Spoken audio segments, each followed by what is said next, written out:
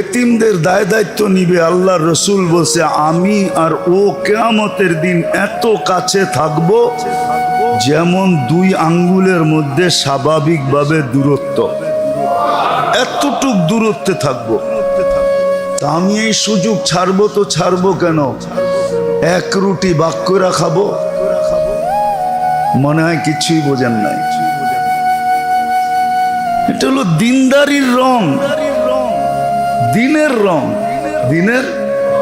আমাকে দেশে তো চিন্তা করব এতিম কিছু আসেনি, দেখো এটা খাওয়া যায় কেমনে, ঠিক না? কিছু রাইখা গেছেনি, আছেনি, এটা খাওয়া যায় কেমনে দেখো। লাউয়ের আগাও খামু, ডোগাও খামু, পরে ডুগডুগি বানামো। আমাদের দেশে তো এটা চিন্তা করে। ও তো গরিব আফ্রিকা,